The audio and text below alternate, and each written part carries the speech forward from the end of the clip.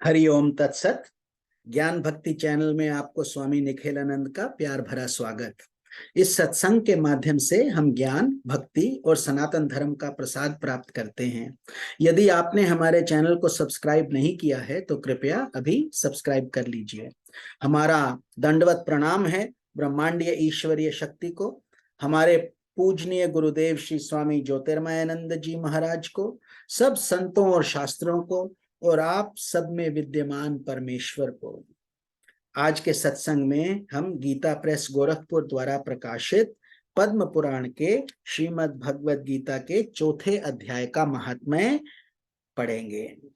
श्री भगवान कहते हैं, प्रिय, अब मैं चौथे अध्याय का महात्म्य बतलाता हूं, सुनो।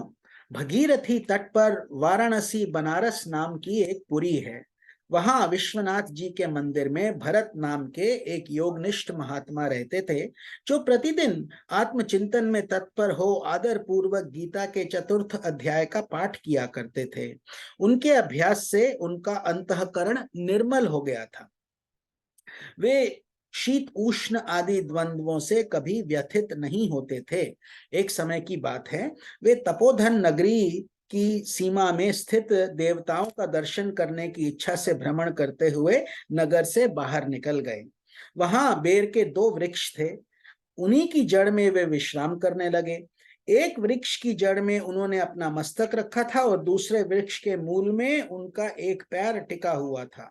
थोड़ी देर बाद जब वे तपस्वी चले गए तो बेर के वे दोनों वृक्ष 5 ही 6 दिन के भीतर सूख गए। उनमें पत्ते और डालियां भी नहीं रह गई। तत्पश्चात वे दोनों वृक्ष कहीं ब्राह्मणों के पवित्र गृह में 2 कन्याओं के रूप में उत्पन्न हुए। वे दोनों कन्याएं जब बढ़कर 7 वर्ष की हो गईं, तब एक दिन उन्होंने दूर देशों में घूमकर आते हुए भरत मुनि को देखा। उन्हें देखते ही वे दोनों उनके चरणों में पड़ गईं और मीठी वाणी में बोली, मुने, आपकी ही कृपा से हम दोनों का उद्धार हुआ है। हमने बेर की योनि त्याग कर मानव शरीर प्राप्त किया है। उनके इस प्रकार कहने पर मुनि को बड़ा विस्मय हुआ। उन्होंने पूछा, पुत्रियो, मैंने कब और किस साधन से तुम्हें मुक्त किया था? साथ ही ये भी बताओ कि तुम्हारे बेर के वृक्ष होने में क्या कारण था, क्योंकि इस विषय में मुझे तो कुछ भी ज्ञात नहीं है।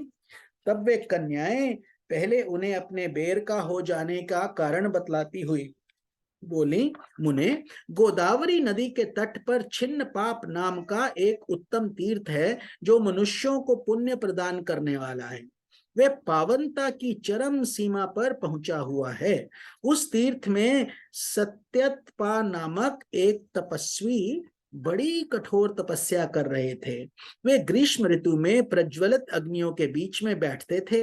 वर्षा काल में जल की धाराओं से उनके मस्तक के बाल सदा भीगे ही रहते थे तथा जाड़े के समय जल में निवास करने के कारण उनके शरीर में हमेशा रोंगटे खड़े रहते थे।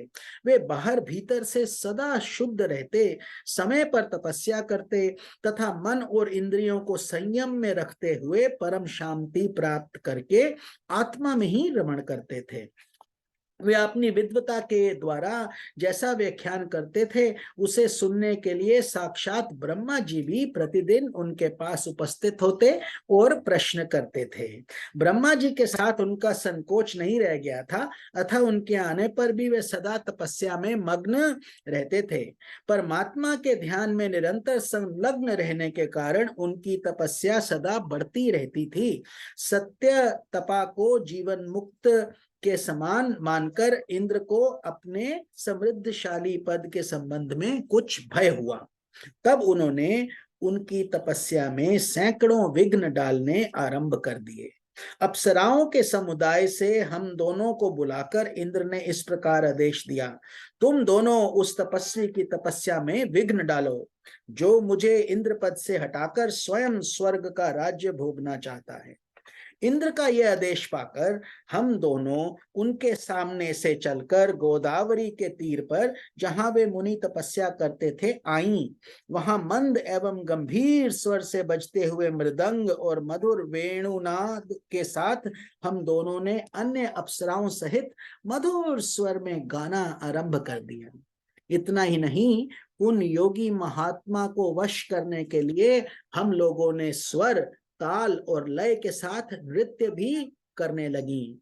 बीच बीच में जरा जरा सा आंचल खिसकने पर उन्हें हमारी छाती भी दिख जाती थी। हम दोनों की उन्मत्त गति काम भावना का उद्दीपन करने वाली थी, किंतु उसने उन निर्विकार चित्त वाले महात्मा के मन में क्रोध का संचार कर दिया, जब उन्होंने हाथ से जल छोड़कर हमें क्रोध पूर्वक श्राप दे दिया।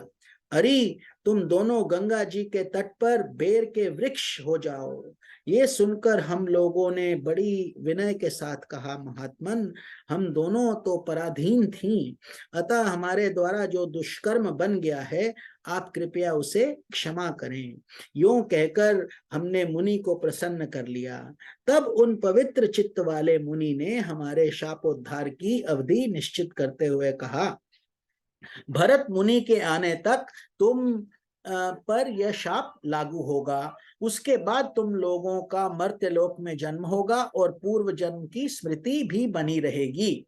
मुने, जिस समय हम दोनों वेर वृक्ष के रूप में खड़ी थी, उस समय आपने हमारे समीप आकर गीता के 4 अध्याय का जप करते हुए ही हमारा उद्धार किया था, अतः हम आपको प्रणाम करती हैं। आपने केवल शाप से ही नहीं, इस भयंकर और भयानक संसार से भी गीता के 4 अध्याय के पाठ द्वारा हमें मुक्त कर दिया है। श्री भगवान कहते हैं, उन दोनों के इस प्रकार कहने पर मुनि बहुत ही प्रसन्न हुए और उनसे पूजित हो विदा लेकर जैसे आए थे वैसे ही चले गए, तथा वे कन्याएं भी बड़े आदर के साथ प्रतिदिन गीता के 4 अध्याय का पाठ करने लगी, जिससे उनका उद्धार हो गया। बोलिए श्री कृष्ण की जय। ओम नमो भगवते वासुदेवाय। तो 5वें अध्याय का श्रवण हम कल करेंगे। आप सबको स्वामी निखिलानंद सरस्वती का प्यार भरा नमस्कार। हरि ओम तत्सत।